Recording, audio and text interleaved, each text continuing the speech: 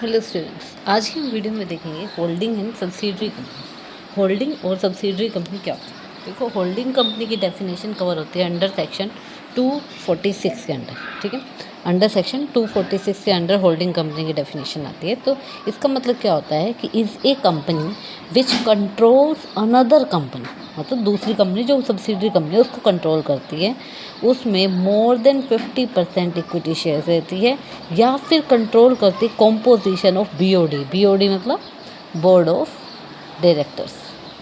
तो उसकी कॉम्पोजिशन को कंट्रोल करती है और 50% से ज़्यादा शेयर्स होल्ड करती है। जैसे मान लो दो कंपनी है ABC एंड XYZ के 100 शेयर हैं। ठीक है, इन 100 में से 50 से ज़्यादा, मतलब मान लो 52 या 53 शेयर्स ABC कंपनी लेती है। ठीक है, तो ABC क्या हो गई, होल्डिंग, मतलब 50 से ज़्यादा होने चाहिए, 100 भी हो सकते हैं। और XYZ क्या हो गई, हमारी सब्सिडरी। ठीक है, अब देखो सब्सिडरी कंपनी ये आता है अंडर सेक्शन 2 सब सेक्शन 87 के अंडर, कंपनी एक्ट के अंडर आता है। तो उसमें क्या होता है, is a company controlled by another company. वो कंपनी जो कि होल्डिंग कंपनी से कंट्रोल होती है वो सब्सिडरी कंपनी होती है, जिसमें majority shares are held by holding company. ठीक है, अब देखो सब्सिडरी कंपनी दो तरह से होती है, एक तो होली ओन्ड, एक पार्टली ओन्ड। जैसे मैंने बताया कि ABC और XYZ ये सब्सिडरी है और ये होल्डिंग है। अगर इसके 100 शेयर हैं, 100 के 100 शेयर ABC ने खरीद रखे हैं, तो वो क्या है, होल्डिंग। और सबसे पार्टली ओन, मतलब 100 में से 50 से ज़्यादा शेयर अगर ABC ने ले रखे हैं तो वो पार्टली ओन सब्सिडरी कंपनी। ठीक है, अब देखो प्री एक्विजिशन प्रॉफिट क्या होता है, कैपिटल प्रॉफिट। प्री एक्विजिशन को हम क्या मानते हैं, जब मान लो ABC ने इसके शेयर एक्वायर किए थे तो उससे पहले के जो XYZ के शेयर थे वो मान लो XYZ का जो भी प्रॉफिट था वो क्या कंसिडर किया जाएगा ABC की बुक में, कैपिटल प्रॉफिट। ये क्या होता है, earned before acquisition adjusted against cost of investment वही जैसे हमने बताया ना, मर्जर और परचेज करते हैं तो उसमें जो कॉस्ट ऑफ परचेज होती है वही हम क्या बोलते हैं कि परचेज कंसिडरेशन जो होता है उसे ही हम यहाँ पर कॉस्ट ऑफ इन्वेस्टमेंट बोलते हैं। तो उसमें एडजस्ट कर देते हैं हमें कैपिटल प्रॉफिट्स को। इंक्लूड्स क्या, जनरल रिजर्व और हमारे P&L बैलेंस, जो भी मान लो XYZ कंपनी के जो भी जनरल रिजर्व P&L बैलेंस है वो प्री एक्विजिशन प्रॉफिट कहलाएंगे और ABC के लिए कैपिटल प्रॉफिट हो जाएंगे। पोस्ट एक्विजिशन मतलब एक्वायर करने के बाद कोई कंपनी अब ये XYZ को प्रॉफिट कमा रही है तो वो क्या है, रिवेन्यू प्रॉफिट। ये earn after acquisition treated as revenue income, क्योंकि रिवेन्यू प्रॉफिट है तो रिवेन्यू इनकम मानेंगे। Shared between holding company and minority shareholders, क्योंकि मान लो XYZ ने मान लो 1 करोड़ का प्रॉफिट कमाया है। अब 1 करोड़ के प्रॉफिट मान लो ABC का शेयर है 3/4 ले रखा है उसने, 3/4 मतलब 75% शेयर ले रखे हैं।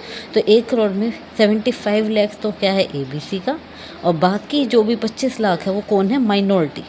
अब माइनॉरिटी इंटरेस्ट क्या होता है, देखो share of outsider share holder. देखो अब मान लो XYZ के 100 शेयर थे, इनमें से 75 तो ले लिए ABC ने जो कि अब होल्डिंग बन गई। बाकी 25 जिनके पास भी हैं, अलग अलग के लोगों के पास भी हो सकते हैं या एक फॉर्म किसी के पास भी हो सकते हैं, तो वो क्या है, माइनॉरिटी इंटरेस्ट। ठीक है, तो share of outsider holders in share capital, reserves और profits shown under equity and liability side हो कंसोलिडेटेड बैलेंस शीट। जो कंसोलिडेटेड बैलेंस शीट बनेगी इकट्ठी, उसमें हमारी इक्विटी और लाइबिलिटी साइड, जो दो साइड होती है ना, यहाँ असेट्स और यहाँ लाइबिलिटी, तो इसमें जो इक्विटी सेक्शन है उसमें अंदर दिखाई जाएगी। अब एक और इम्पोर्टेंट चीज़ देखो, हमने देखा कि ABC, जैसे पीछे देखते हैं, हमने देखा कि ABC है, XYZ है और एक समझ लो PQR फॉर्म।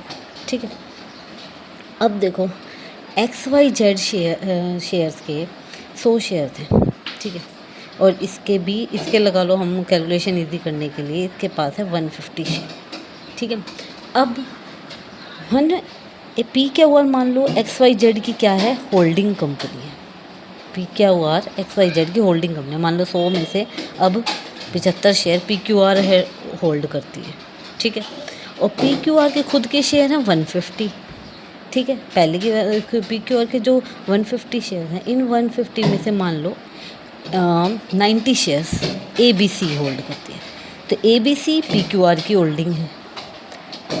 ठीक है, XYZ PQR की सब्सिडरी हो गई, PQR ABC की सब्सिडरी हो गई। तो अब देखो अब ये क्या है, जो पी क्यू आर है ना, और ये एक्स वाई जेड, अभी ए बी सी का एक्स वाई जेड से डायरेक्ट कोई रिलेशन नहीं है, क्योंकि इसने डायरेक्ट इसको कोई शेयर नहीं कर, लेकिन क्योंकि इसके ये इसकी सब्सिडरी है और ये इसकी सब्सिडरी है, तो A B C P Q R की क्या बन जाएगी, सॉरी एक्स वाई जेड की क्या बन जाएगी, holding company. Subsidiary of any other subsidiary company becomes the subsidiary of the holding company. ठीक है, ये एक इम्पोर्टेंट कॉन्सेप्ट। अब देखो कॉस्ट ऑफ कंट्रोल, मैंने बताया कॉस्ट ऑफ कंट्रोल क्या होता है, cost of investment. Holding company का शेयर जो होता है नेट असेट में, वो पॉजिटिव, जैसे मैं बताया था कि नेट असेट में से लाइबिलिटी माइनस करने के बाद, मान लो 5 लाख की असेट थी, 4 लाख की लाइबिलिटी थी, तो हमने देना था, कंपनी अब उसको अब दूसरी कंपनी को खरीदी है, तो वो कह रही है कि मैं 1 लाख देना चाहिए, लेकिन वो कंपनी कहती है कि नहीं मैं 1.5 लाख लूँ। तो 5 लाख 1.5 लाख मतलब 50,000 क्या है, गुडविल है, जो कि पॉजिटिव है। मतलब जितना पैसा देना चाहिए था उससे ज़्यादा दे रहे हैं तो गुडविल, कम दे रहे हैं तो वो क्या है, कैपिटल। अनरियलाइज प्रॉफिट क्या होता है, occurs due to inter company trading. अब मान लो ए बी सी और एक्स वाई जेड है, ये आपस में कोई ट्रांजेक्शन कर रहे हैं, ठीक है, इसने इसको माल बेच दिया, अब ये क्या है, एक्स वाई जेड से माल खरीद रही है, तो अब ये क्या है, इंटर कंपनी ट्रेडिंग, तो ये क्या हो जाएगा, एलिमिनेटेड हो जाएगा कंसोलिडेटेड बैलेंस शीट। अब कंसोलिडेटेड बैलेंस शीट क्या होती है, ये प्रिपेयर की जाती है, एडिंग करते हैं हम, असेट और लाइबिलिटी दोनों की ऐड कर देंगे, इन्वेस्टमेंट जो भी है वो एलिमिनेट कर देंगे, जब मान लो ए बी सी ने एक्स वाई जेड में इन्वेस्टमेंट किया तो वो अब एलिमिनेट हो जाएगी।